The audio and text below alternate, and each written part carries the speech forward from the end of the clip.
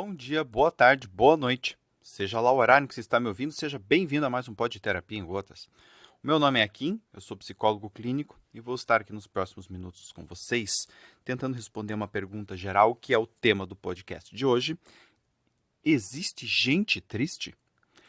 Esta pergunta, eu gosto de falar sobre esse tema porque existe uma grande confusão a respeito dessa frase, né? E essa confusão cria muitos problemas para as pessoas, tá?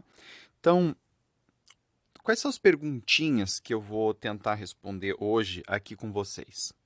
Uma delas é: por que ficamos tristes? A tristeza, ela é boa ou ela é ruim? E por fim, tristeza é fraqueza? Tá?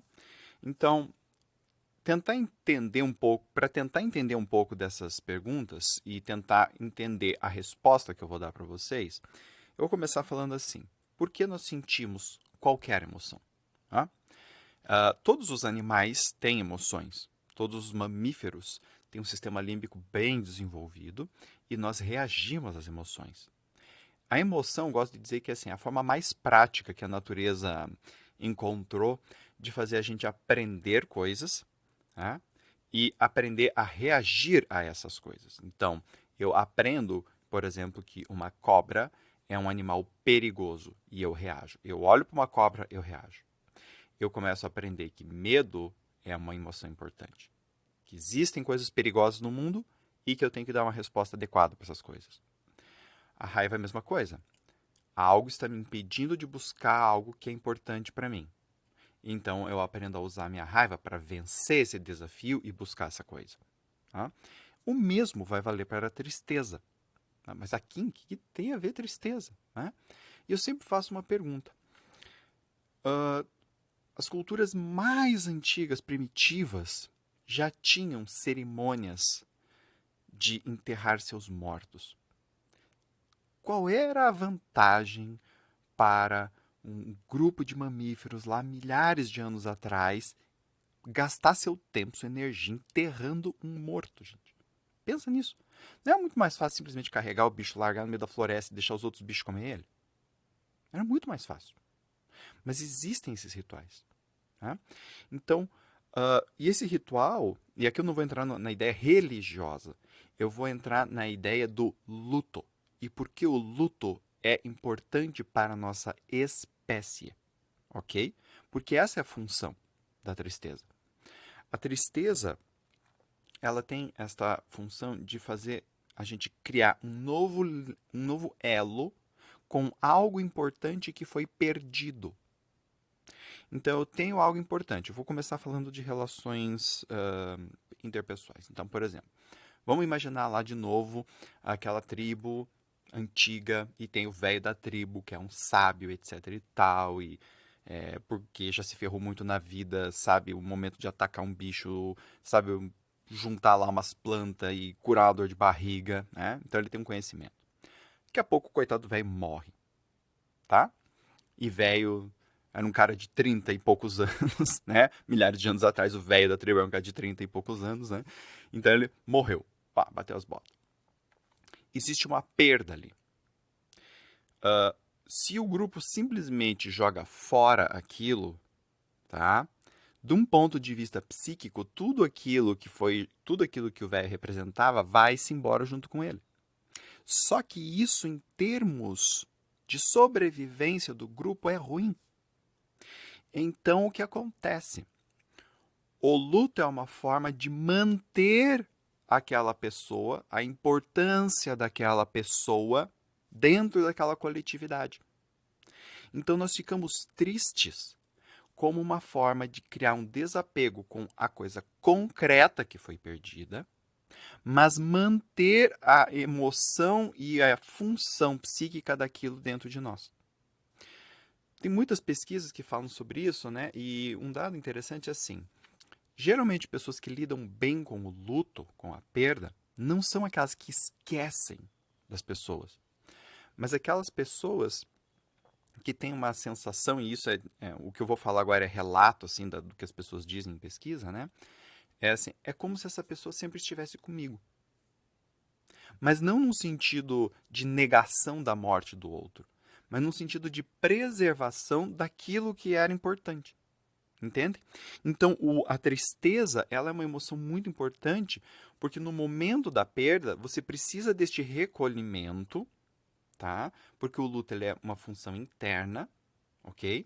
Então, eu preciso desse momento de recolhimento, onde eu me desconecto um pouco do mundo externo, volto para o mundo interno, para fazer este luto, me desapegar, por exemplo, do meu querido velho da tribo, enquanto uma figura concreta. E me apegar ao meu querido velho da tribo agora enquanto uma memória, enquanto aquilo que eu consigo manter dele. Então, a tristeza, nós ficamos tristes para fazer este processo de luto. E isso é muito importante para a nossa espécie para conseguirmos manter coisas de pessoas, de lugares, de momentos em nós. E nesse sentido, né, é que a tristeza, ela é, entre aspas, boa. Ou seja, ela tem uma função dentro da nossa vida psíquica, dentro da nossa espécie, para a cultura, né? E é exatamente essa função que cria a ideia de memória, né? Então, assim, criar memória das pessoas, do que elas fizeram, dos ensinamentos que elas nos deram, isso fica com a gente. À medida em que isso fica com a gente está utilizando a tristeza de uma forma positiva, tá? Ou seja, na sua real função, ok? Agora, como eu sempre falo, a resposta que nós damos às emoções é mais importante do que a emoção em si. A tristeza ela só sinaliza que algo ou alguém foi perdido, né? Mas a resposta que eu dou em relação a isso é muito importante. Então, por exemplo, se eu, ao começar a fazer o processo de luto, né, não me desapego do concreto, não quero abrir mão daquilo que foi perdido, não quero aceitar a experiência e pretendo fazer com que aquilo que foi perdido não seja, aqui eu tenho uma resposta que está inadequada à própria tristeza, cuja função é deixar ir. Né? Então, eu reluto contra aquilo. Mas percebam, o problema aqui não está na tristeza, está na relutância em abrir mão. Então, é uma resposta à emoção, e não a emoção em si. Muitas pessoas que acreditam que, por exemplo, a tristeza é fraqueza, fazem isso. Eu não vou chorar. Eu não vou me entristecer. Eu vou continuar minha vida como se nada tivesse acontecido. E isto é negação. Ponto. Aconteceu algo. Alguém morreu. Uma situação acabou. Isso não quer dizer que eu tenho que ficar me debulhando em lágrimas para sempre. Porque ficar neste processo de debulhar-se em lágrimas para sempre também não é o propósito da tristeza. Vamos voltar. A tribo não poderia parar todas as atividades e ficar o resto da vida inteira chorando pelo velho da tribo. Eles têm que comer, eles têm que caçar, eles têm que arrumar a toca, a caverna, a cabana, né? Eles têm que se proteger para o inverno, eles têm que colher lenha, eles têm que fazer um monte de coisas. Eles têm que plantar, né? Cuidar do gado, enfim. Então, a ideia da tristeza não é, adaptativamente falando, ficar eternamente chorando. Muito pelo contrário. Ok? Então, aqui, de novo, essa diferença sempre importante. Emoção é uma coisa, a resposta que eu dou à emoção é outra. Como é que eu sei que eu estou dando uma resposta boa aqui? Simples. Eu tô em todos esses podcasts, eu estou falando sobre a função das emoções. Então, o que acontece? O que é uma resposta boa? Resposta boa para a minha emoção é aquela resposta que foca no estímulo que causa emoção, ou seja, se eu estou triste, eu não quero parar de sentir tristeza. Eu quero fazer o luto pelo aquilo que eu perdi. Então, o foco está no estímulo que causa emoção, não na emoção em si. 2. A resposta que eu dou ou diminui a intensidade da emoção, ou faz a emoção se transformar. Então, por exemplo, a tristeza ela tem coisas muito bonitas, né? Uma das emoções que vem após a tristeza é a gratidão. E a gratidão é uma emoção muito poderosa. Perdemos o velho da tribo. Mas olhe quanta coisa boa ele deixou para nós. E aí a gente pode olhar, por exemplo, para todas as criancinhas que o velho curou, né? Para aquele caçador que o velho deu dica e ele trouxe uma boa caça para a tribo, né? Para aqueles guerreiros da tribo que o velho falou assim, ó, o inimigo vai atacar, vamos se proteger ali, ali, ali. E os caras foram lá e protegeram a tribo. Então, a tristeza, ela pode trazer essa emoção de gratidão. Ela também pode trazer uma emoção de satisfação. Né? Isso é uma coisa interessante, que é algo que eu sempre falo, por exemplo, quando as pessoas se separam. Eu tenho o hábito de pegar coisas que foram positivas para mim. E ao olhar para essas coisas positivas, me dizer, que bom que essas coisas aconteceram. Eu tive coisas boas no meu passado. E isso cria esperança. Então, olha que interessante, porque ao fazer o luto, eu posso criar esperança de um futuro bom, porque eu tive um passado bom. E é exatamente por isso que eu choro, porque aquilo acabou. Tá?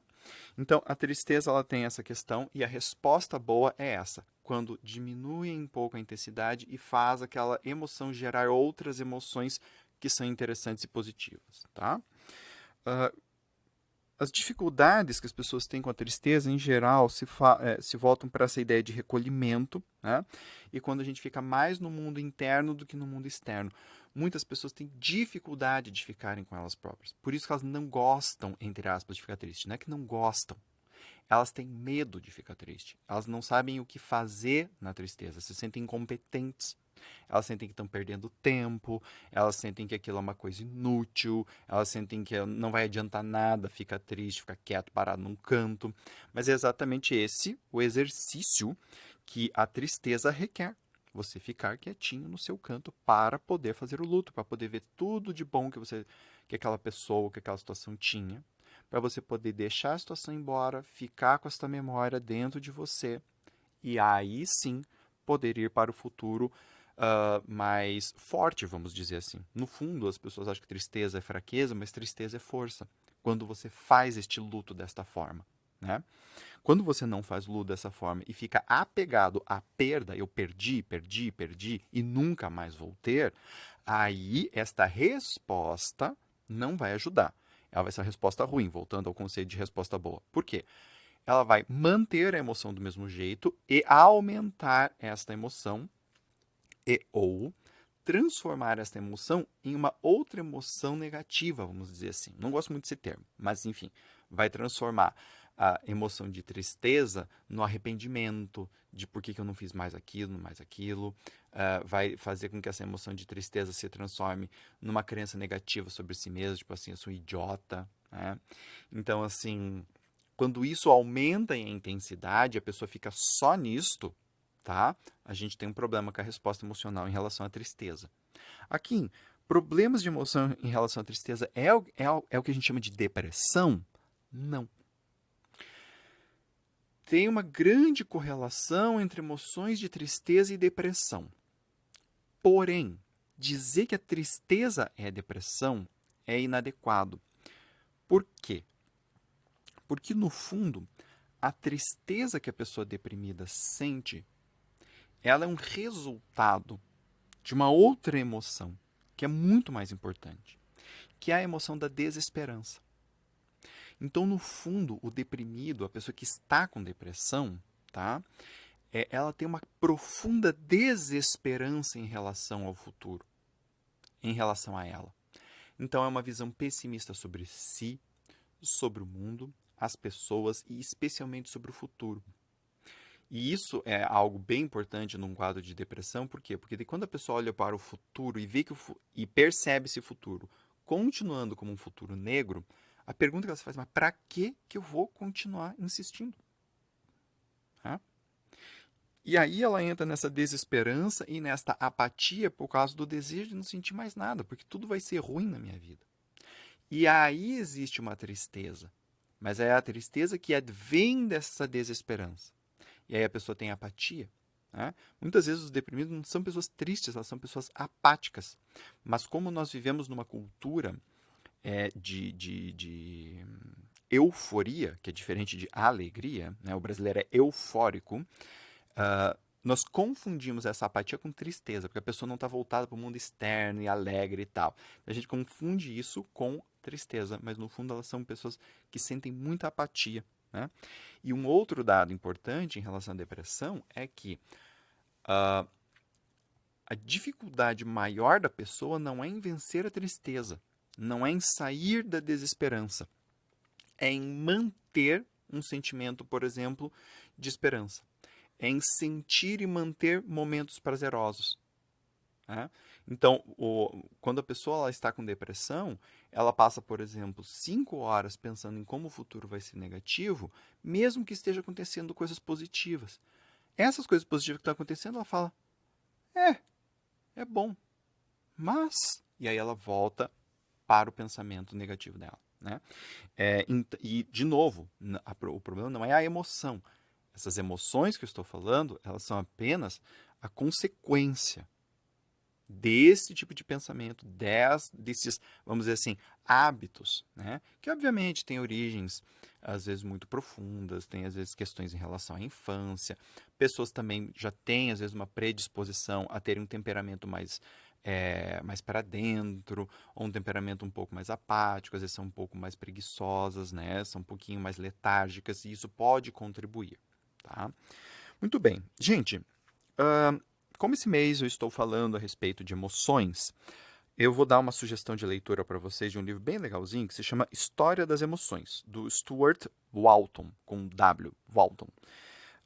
Esse livro é bem legal, eu acho super interessante, ele é bem, assim, uma pessoa bem intelectualizada, assim, então ele traz exemplos de muitas coisas, e cada capítulo ele fala a respeito de uma emoção, e ele fala a respeito de algumas coisas a respeito dessas emoções, né? E é sempre uma leitura muito rica, porque ele traz muitos exemplos de coisas relacionadas à arte, e todas as artes, escultura, arquitetura, teatro, filme, livro, história antiga, história presente. Fala também a respeito de fisiologia, fala a respeito de antropologia, né? Então ele dá exemplos de como as pessoas lidavam com essas emoções há muitos anos atrás e tal. É um livro que eu super recomendo para vocês, tá bem? Gente, estou encerrando aqui o meu bate-papo com vocês. Espero muito que vocês tenham gostado. Aguardo feedbacks de vocês. Gostou? Dá joinha, compartilha, manda uma mensaginha falando aqui, estou adorando seu conteúdo. Não gostou? Fala aqui, não está muito bom, precisa mais disso, daquilo. Tá bem? Como é que você pode me dar esse feedback? Ou me mandando um e-mail, ou me visitando nas minhas redes sociais, no Facebook, no Instagram, tá? No Twitter eu também tenho, no LinkedIn também. E você pode me contatar por lá e me dar suas sugestões. Onde se encontra todas as informações? Lá no meu site, www.aquineto.com.br. Lá você vai encontrar todos os podcasts, os vídeos que eu faço no YouTube, o blog. Você vai encontrar também, quando eu for lançar os cursos online, lá você vai encontrar informações sobre os meus livros e todas as redes sociais nas quais você pode me achar e também fazer o cadastro na minha newsletter. Então tá tudo lá no site, tá? Tudo que tem de eu tá lá no meu site, todo o meu trabalho tá lá. Entra lá e você vai ter acesso a tudo, certo?